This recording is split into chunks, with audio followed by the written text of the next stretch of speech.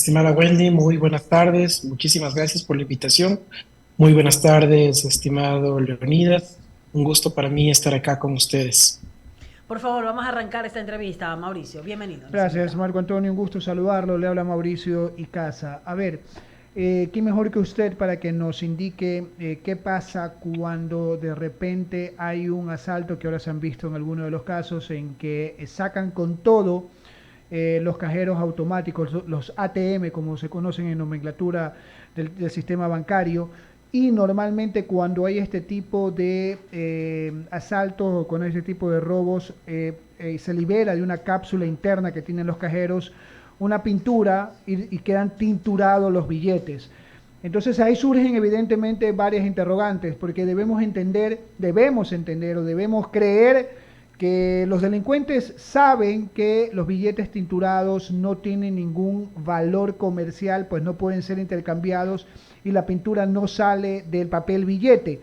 Corríjame si todo lo que estoy indicando tiene asidero o si de repente se me está escapando algo que haga que de repente digan, no, pues los ladrones sí pueden comercializar ese tipo de billetes.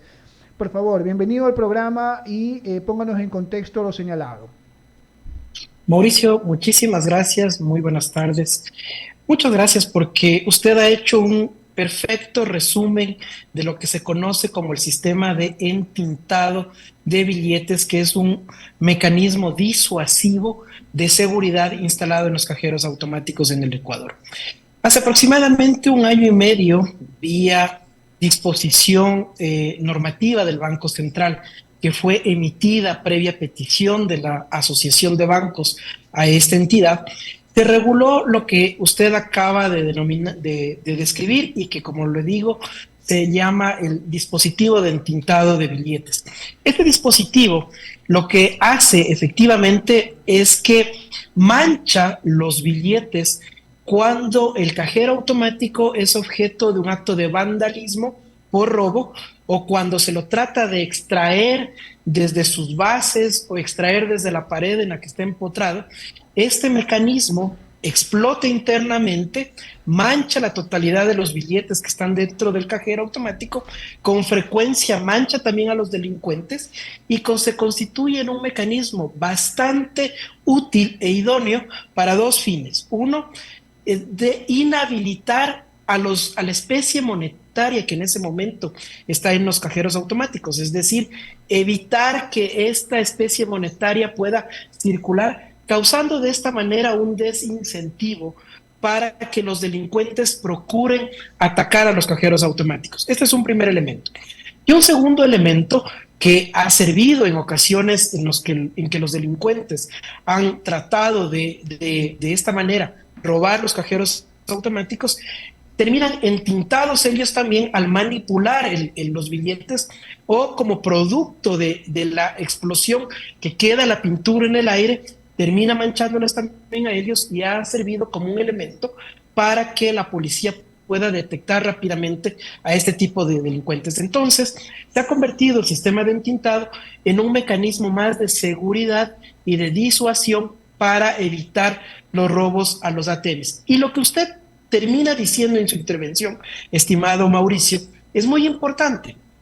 La población debe saber, los ecuatorianos, los clientes, usuarios de la banca y usuarios también de cualquier actividad económica, debemos saber que estos billetes, una vez entintados, como quedan luego del ataque, dejan de tener valor, pueden dejan de tener valor para circular. ¿Por qué razón? Porque ninguna institución financiera ni el Banco Central van a recibir y darle valor a esos billetes. Por lo cual la ciudadanía tiene que tener hoy muchísima precaución en el momento en que alguien le pretende entregar un billete manchado con estas características, con una tinta azul o verde que mancha los billetes, porque estos billetes así, en esas circunstancias, muy seguramente son producto de un asalto a un cajero automático o de un acto de vandalismo. y de delincuencia contra un cajero automático. Por ello, el llamado a la población de tener muchísimo cuidado de recibir este tipo de billetes o especie monetaria. Dicho de otra forma, amigos radioescuchas y quienes nos ven en la plataforma, si viene alguna persona a tratarle de dar un grupo de billetes, un poco de billetes, un fajo de billetes, diciéndole, ¿sabe qué? Aquí tengo billetes de 20, me invento, hay $10.000, dame $2.000 y sales ganando $18.000, señor, se estará pegando usted un tiro en el pie, porque el momento que usted le entrega $2.000 por esos billetes, usted habrá perdido $2.000, porque esos billetes no se les puede quitar el tinturado y consecuentemente pierden total, pero completa y absolutamente su valor monetario, su valor comercial, por ende no servirá de nada. Señor Rodríguez, siguiendo con el tema de la entrevista, debo entender que todas las instituciones del sistema financiero, las bancarias, me refiero concretamente, tienen este tipo de protocolos. No hay ningún ATM de ningún banco privado del Ecuador que no tenga este sistema en sus cajeros. ¿Estoy en lo correcto? Mauricio, todas las instituciones bancarias del país, en función de los análisis de riesgo y las necesidades de cada cajero automático, ha instalado este dispositivo en diversos ATMs. ¿Y por qué razón se lo hace en unos y en otros se prefiere otro sistema disuasivo? Porque cada cajero automático corresponde a determinadas o distintas realidades. Por ejemplo, ya hoy todos los cajeros automáticos en el Ecuador tienen los protectores de teclado, los protectores de clonación, las cámaras de seguridad, el enganchado o el engarzamiento que tienen con el piso cuando no están fundidos junto con la pared de alguna isla o de algún local, todos los ATMs y diversos ATMs. Adicionalmente, estas seguridades tienen entintado, otros tienen algo que se le conoce como un enchalecado, otros tienen medidas de seguridad disuasivas como por ejemplo la salida de un humo que hace que sea muy difícil poder manipular o tomar el cajero. Entonces, me imagino que mucho tendrá que ver, análisis de riesgo de cada entidad. Señor Rodríguez, me imagino que mucho tendrá que ver con los niveles de riesgo. Entiéndase, por ejemplo, dónde están ubicados, porque si están al interior de una agencia bancaria o de un lugar cerrado, pues no necesita cierto tipo de protección, a diferencia de otros que están en la calle. Precisamente, Mauricio, a eso aludía con el análisis de riesgo. Perfecto. Porque usted lo ha dicho claramente. Si es que un cajero automático está dentro de la oficina bancaria, hay que ingresar a la oficina bancaria para acceder al cajero, no tiene sentido que tenga, por ejemplo, el entintado, pero seguramente sí tendrá otro tipo de mecanismos de seguridad, como por ejemplo el enchalecado, que evita que por cualquier lugar a este cajero automático le puede ingresar cualquier barra o lanza térmica o cualquier mecanismo como los que hoy han tratado de utilizar los delincuentes, no solamente en el Ecuador, sino en la región. Señor Rodríguez, antes de darle paso a Leonidas, quiero también extenderle una pregunta de la audiencia. Preguntan dónde se puede ver un video de esto para poder identificar el color azul o verde del que usted señala, para saber cómo funciona. Si sería bueno de repente si han hecho algún tipo de campaña o alguna cosa para que, o tienen el demo en alguna página para que la audiencia pueda ver y no caer en manos de la delincuencia estafada, ¿no? Mauricio, hace aproximadamente 1 año y medio, cuando comenzó el proceso, tanto el Banco Central como la Asociación de Bancos hicimos una campaña muy fuerte y profunda para informar a la ciudadanía sobre la implementación de este mecanismo en los cajeros automáticos, pero además en los signos que debería mirar dentro de un billete para evitar ser objeto de lo que no es otra cosa que una estafa cuando alguien le quiere entregar este billete así marcado.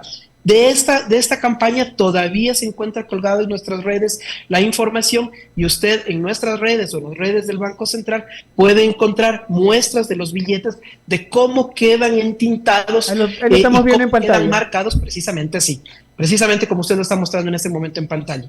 Cómo quedan entintados y cómo quedan marcados, y de esta manera salen de circulación y pierden todo valor. Rapidito, las redes de ustedes. Es www.asobanca.org.es es Perfecto, nuestra página web. perfecto. Y en Twitter nos encuentra como @asobancos y también nos encuentra en LinkedIn como Asobanca. Perfecto. Luego de ofrecerle las disculpas del caso Leonidas Castro, que casi que estoy monopolizando la entrevista, le doy paso, Leonidas. ¿Qué Muchas tal, gracias. Mauricio? Sí, no hay problema. Oiga, Marco Antonio, lo escuchaba atentamente por ejemplo, obviamente está en la campaña ya para identificar estos billetes que están entintados. La pregunta es, ¿cuánto dinero ha sido robado de los cajeros? ¿Cuánto dinero este tipo podría estar circulando en el Ecuador, en ciudades o en zonas donde no conocen, por ejemplo, de esta campaña y que saben que, o no saben, mejor dicho, que estos billetes no sirven para ser utilizados en el mercado? Leonidas, las estadísticas específicas las maneja por razones de seguridad y de inteligencia la Policía Nacional y la Fiscalía General del Estado.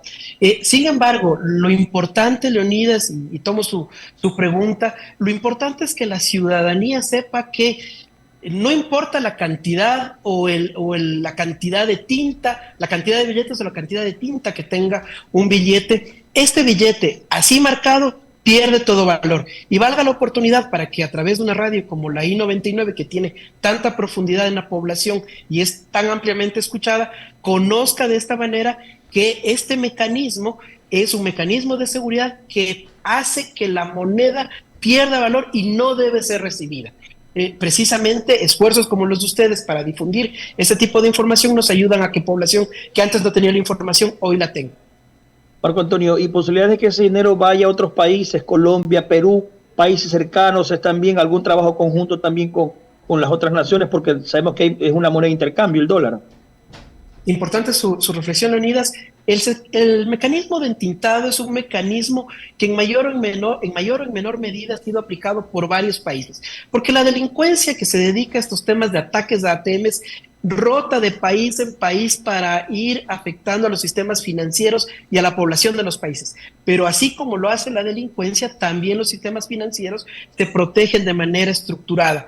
Y hoy por hoy este mecanismo es bastante usado en otros países también, por lo cual tanto los bancos centrales, que en otros países son emisores, pero que también manejan la especie monetaria de otros países que llegan, han emitido directrices para evitar que también en esos países pueda ser recibida ese tipo de moneda, porque son mecanismos disuasivos que deben ser estandarizados y aplicados de similar manera en diferentes países.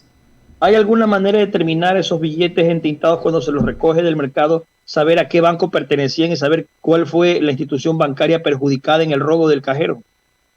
Bueno, no Leonidas, porque como usted conoce, una de las características del dinero precisamente es la fungibilidad, es decir, una vez que la especie monetaria se entra en la economía, se diluye, no hay un propietario anterior de este billete, lo que se sabe o lo que se puede hacer es que estos billetes, una vez que han sido objeto de un atraco, es decir, los ATMs han sido objeto de un atraco y son entintados, la institución financiera, por supuesto, que tiene un registro de los números de serie de estos billetes, porque para efectos de gestión de la Fiscalía y de la Policía Nacional se le entrega a estos dos organismos de información para que ellos, adicionalmente que los billetes están entintados, y eso ya es prueba suficiente de que es parte del objeto de un delito, además con esta otra información puedan hacer el rastreo y puedan dar un seguimiento eficiente a estas bandas delincuenciales, lo cual, Leonidas, déjeme comentarle que ha servido para que hace pocos meses la Policía Nacional pueda detener ya una banda dedicada a estos elementos y hace pocos días pueda detener a otra banda también dedicada a estos elementos, por lo cual vemos con satisfacción que el mecanismo está siendo útil, eficiente, no solamente para las instituciones financieras, sino como un elemento para la lucha contra la inseguridad y también para evitar que la ciudadanía se vea afectada por estos hechos. Marco Antonio, quiero salirme un poquito del tema que nos atañe a la entrevista y también consultarle un poco como asesor de bancas privadas del Ecuador. ¿Cómo ha estado el tema de colocación de créditos? ¿Cómo está el tema a propósito de que hay crisis económica, la gente necesita dinero en su bolsillo? ¿Cómo ha estado la colocación de dinero de los bancos hacia los créditos, ya sea créditos de consumo, créditos de microempresas, empresas? ¿Cómo está el movimiento, la situación de la banca en general aquí en el país? Leonidas, como efecto de la incertidumbre creado por el entorno político electoral de las últimas semanas y los últimos meses, pero además de las incertidumbres en el ámbito económico causadas por el entorno internacional, fundamentalmente antes que local, ciertamente el nivel de depósitos y el nivel de crédito se ha ralentizado, continúan creciendo. Fíjese usted, dos cifras le quiero comentar. En el rango de depósitos o de captaciones, es decir, lo que la gente ahorra, lo que deja encargada a los bancos, la cifra actualmente bordea o supera los 44.000 millones de dólares, una cifra récord en el sistema financiero.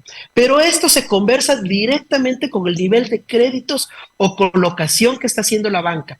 Al cierre del mes pasado de agosto, superamos los 40.000 millones de cartera de crédito, es decir, la colocación o la entrega de créditos a la población ecuatoriana, tanto a empresas como a personas naturales. Y de este número, una gran noticia, una buena noticia, Leonidas, es que de estos más de 40.000 millones, el 60% se destina a las actividades productivas del Ecuador, se destina a aquella pequeña, mediana y gran empresa, pero también al pequeño ciudadano emprendedor que inicia un negocio a través de su propia iniciativa y que recibe microcréditos. De la información que tenemos actualmente en la Asociación de Bancos, aproximadamente 6.000 familias ecuatorianas mensualmente están recibiendo un crédito por primera vez. Son personas, son familias que muy seguramente, Leonidas, estaban siendo presa de un azote mayúsculo en nuestra sociedad, que es la usura, el chulco, y estaban siendo explotadas con tasas de interés superiores al 1.200%.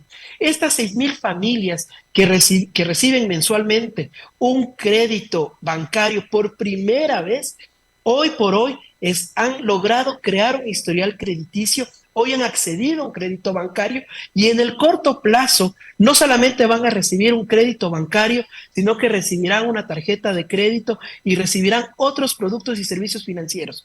Leonidas, creo que estas tres cifras son muy alentadoras pese a todos los desafíos internacionales y locales que se dan. Lo que sí quiero dejar dicho, Leonidas, gracias a su pregunta, es que todavía tenemos desafíos importantes en el corto y en el mediano plazo. Y el primer desafío es ¿qué hacemos con el sistema de tasas de interés que rige en el Ecuador?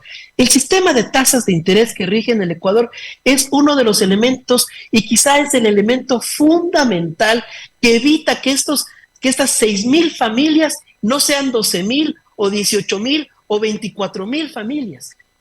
Las personas que están accediendo a crédito en el sistema financiero, hoy tanto banca como cooperativas, pagan por fuera del sistema financiero 1.200% de tasas de interés y pudieran estar pagando en el sistema financiero como es hoy una tasa de interés del 16%, como es la tasa de consumo, o una tasa de interés de entre el 18 y el 20%, como es la tasa de interés del microcrédito en promedio. Entonces, Leonidas, allí hay un desafío importante en la política pública que debe analizar cuáles son los elementos que deben cambiarse para lograr que estas 6.000 familias se conviertan en 12.000, 18.000, 24.000 familias. Muy bien, perfecto. Marco Antonio, en cabina, más inquietudes. Gracias por responder a mis interrogantes. No, gracias, Leonidas, por las preguntas. Ya, evidentemente, apartándonos un poco de la línea que creo que quedó sumamente claro de esta campaña que tienen ustedes de información para que los ciudadanos tengan claro de que no pueden por ningún concepto coger un billete que está continturado, y creo que eso quedó más que demostrado en esta entrevista. Sí me gustaría también tocar otros tópicos a propósito de los que ha señalado Leonidas. ¿Cuán conveniente puede llegar a ser? Y no quiero con esto meterle en temas políticos, pero definitivamente sí es importante aclarar un poco el tópico, porque a veces podemos escuchar algunas cosas y debemos entender el concepto a veces de lo que se habla en una ley electoral o en el ámbito político. ¿Cuán conveniente o inconveniente puede resultar tomar los fondos que están en el Banco Central y que en teoría no pertenecen exclusivamente al Banco Central, sino que algunos pertenecen a los dineros del encaje bancario, un rubro importante también a los gobiernos autónomos descentralizados. O sea, entiendo, y corríjame si estoy equivocado, que no son recursos de libre disponibilidad de cualquier presidente. Entonces, sí me gustaría, por favor, que usted me ayude a aclararme en ese sentido, salvo que yo esté errado, pero entiendo que no son fondos o que en su totalidad se puedan coger así nomás del Banco Central y disponerlo para cualquier otra cosa, porque de alguna forma puede perjudicar un poco el desenvolvimiento del sistema financiero interno. Mauricio, importante reflexión la suya y quiero dividir en dos partes la respuesta. Una primera parte es que hoy es claro, de claridad absoluta, que el intentar tomar $1 de las reservas del Banco Central es ilegal. No es otra cosa que ilegal. La ley, el Código Orgánico de Planificación de las Finanzas Públicas, el Código Orgánico Monetario, la Ley para la Defensa de la Dolarización establecieron con meridiana claridad, sin duda alguna, que el tocar $1 de esos recursos constituye un delito y está prohibido por la ley. Esa es la primera parte. Y en la segunda parte, efectivamente, Mauricio, como usted menciona, cuando se habla de meterle la mano a esos recursos de la reserva, lo que quiere decir es que nos quieren meter la mano a sus recursos, a mis recursos, a los recursos de las personas que ahorran recursos en los bancos. Porque como usted bien lo ha dicho, gran parte de la reserva que mantiene el Banco Central del Ecuador es lo que corresponde al encaje bancario y a otras reservas y depósitos que mantienen por ley los bancos privados en el Banco Central. Y otra gran parte, precisamente, corresponden a los gobiernos seccionales y a la seguridad social. En consecuencia, esos recursos, cuando alguien nos dice que va a tomar los recursos de la reserva, lo que nos está diciendo es que va a tomar los recursos que le pertenecen a los depositantes del Ecuador. Por ello es que yo he querido dividir esto en dos partes.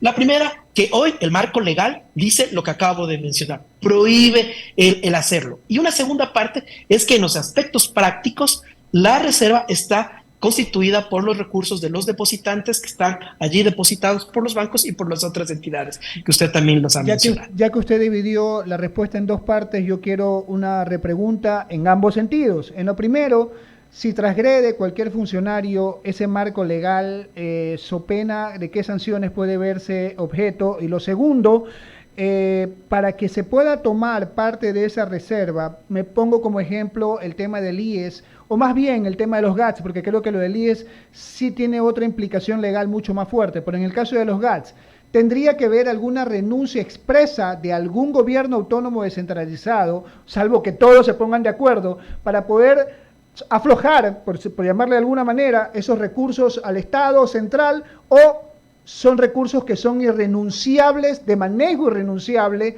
consecuentemente el gobierno central no podría bajo ningún concepto poder tomarlos?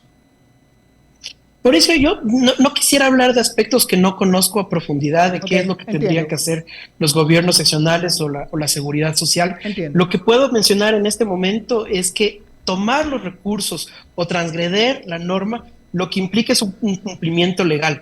¿Cuáles son las sanciones? Ya serán las autoridades competentes las que tendrán que mirar en su momento de cuáles son las sanciones aplicables. Lo que yo quiero dejar claro en este momento, gracias a su pregunta, es que el marco legal hoy vigente prohíbe el tomar recursos de la reserva y el marco legal hoy vigente establece que gran parte de los recursos que están en esas reservas le pertenecen a los depositantes del sistema financiero que vía las instituciones bancarias está depositado allí en el Banco Central por mandato estrictamente legal. Una última consulta, señor Rodríguez. No pretendo ser abogado de la banca privada porque no creo que lo necesiten, tampoco pretendo ser fiscal de la banca privada porque tampoco creo que lo necesiten y tampoco es mi función.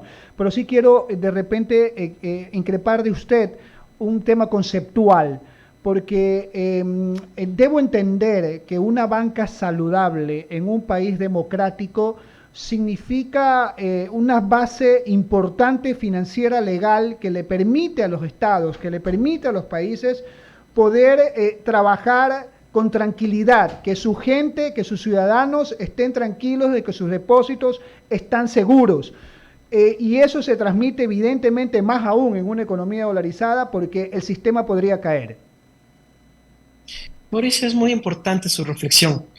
No hay nada más importante dentro de un sistema económico que una banca líquida, sólida y solvente, y que tenga los indicadores tan sólidos como los que muestra hoy el sistema financiero privado en el Ecuador. Sistema financiero que ha sido resiliente a la peor crisis que ha vivido la humanidad y que ha vivido, por supuesto, el Ecuador en los últimos años, que es la crisis de la pandemia COVID. Y que dentro de esa crisis pudo mostrar la bondad que tiene mantener en una economía, en un estado, un sistema financiero manejado técnicamente, prudentemente y que muestra los mejores indicadores. ¿Y cómo pudo la banca en ese momento, en la peor crisis que ha vivido la humanidad, mostrar la importancia de esto? Ustedes quizá ya me han escuchado hablar de esto, pero en la pandemia la banca pudo otorgar aproximadamente 10.000 millones de alivios financieros a la población ecuatoriana. Los alivios financieros fue el nombre técnico que los organismos de supervisión y regulación le dieron a todas aquellas medidas de refinanciamiento, reestructuración, diferimiento de cuotas o en general, los acuerdos a los que pudimos llegar los ecuatorianos con nuestras instituciones financieras para evitar en los momentos más álgidos de la crisis el tener que pagar en ese momento los créditos o recibimos nuevos créditos, nuevos refinanciamientos que nos permitieron reactivarnos. 10.000 millones por sí solo ya suena una cifra bastante grande, pero 10.000 millones fue aproximadamente un tercio del presupuesto general del Estado para aquel año. Fue el juntar el presupuesto dedicado a vivienda, salud, educación y vialidad. Ese fue el rubro que la banca privada pudo dar a la población a través de estos alivios. Esos son los beneficios que se tiene cuando un sistema financiero es manejado técnica y saludablemente, Mauricio. Por eso es que yo coincido con su reflexión. No hay nada en una economía como mantener un sistema financiero sólido, líquido y solvente, porque ante las crisis todos queremos que la banca sea parte de la solución y no de un problema.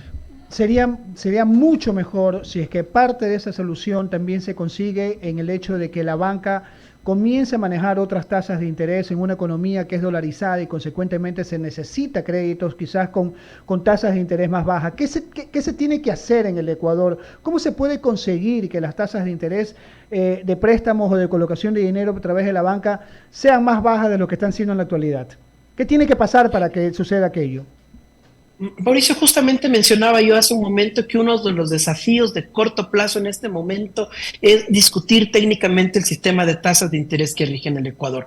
El Ecuador es el único país en la región, en toda la región latinoamericana, y si lo miramos con los países dolarizados, como Panamá, El Salvador, y qué decir, con Estados Unidos, que tienen un sistema de tasas de interés en donde existe un control de tasas de interés como el que existe en el Ecuador. En el Ecuador es la autoridad estatal la que determina cuál es la tasa de interés y no es la institución financiera o el mercado como sucede en cualquiera de los países de Latinoamérica y ni qué decir en los países dolarizados como Panamá o El Salvador o Estados Unidos.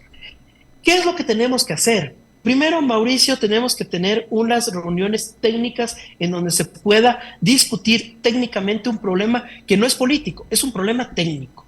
Lo único que ha pasado en el Ecuador desde el año 2007, cuando comenzó el sistema de control de tasas de interés que aún nos rige, es exclusión financiera. En el Ecuador, solamente 2 personas de cada 10 personas pueden acceder a crédito en el sistema financiero formal.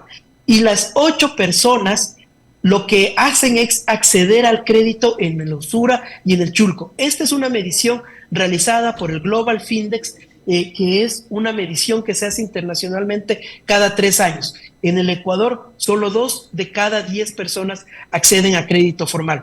Estas 8 personas podrían ser incluidas en el sistema financiero formal, accediendo a un crédito formal, pagando tasas de interés reguladas y supervisadas por el Estado y por las autoridades de supervisión y control, y dejar de pagar 1.200 de tasa de interés, que es lo que están pagando hoy en el mercado Caraguay, en el mercado de San Roque, acá en Quito, a través de los prestadiarios, a través de los gota a gota, que explotan y exponen a la delincuencia a nuestros ciudadanos.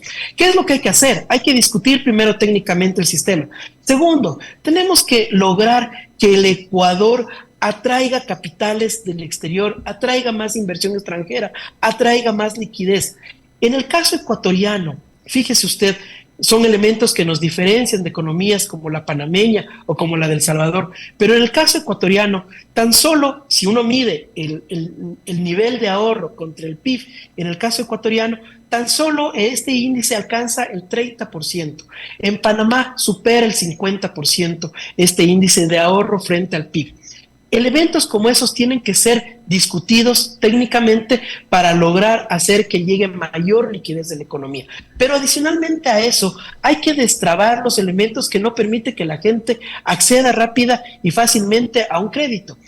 Mauricio, creo que a todos nos ha pasado, a todos los que estamos aquí en esta tan interesante entrevista, que cuando hemos querido acceder a un crédito nos han pedido una serie de documentación, en no pocos casos muy difícil de conseguir. Nos piden 3 roles de pago, nos piden las declaraciones de impuesto a la renta, nos piden las declaraciones del IVA, nos piden que el pago del servicio básico, además servicio básico en donde esté impreso la dirección de nuestro domicilio.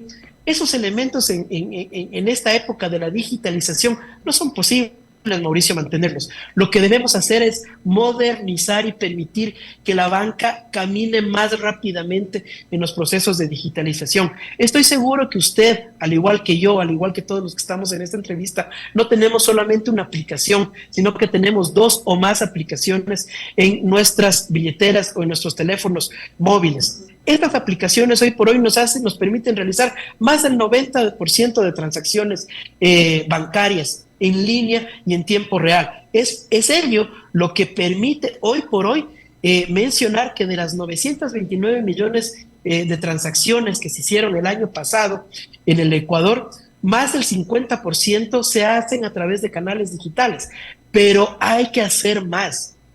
La normativa tiene que permitir que la banca pueda modernizarse más rápidamente, Mauricio. Allí solamente dejo sembrado 2 elementos. Uno, una reforma normativa que permita una mayor digitalización y más rápida digitalización bancaria. Y segundo, una discusión técnica del sistema de tasas de interés que hoy por hoy se ha convertido en un síntoma o una causa, antes que un síntoma, una causa de exclusión financiera. Ojalá esas 2 cosas se den, Marco Antonio. Muchísimas gracias por haber compartido con nosotros estos minutos aquí en Diálogo de la Tarde.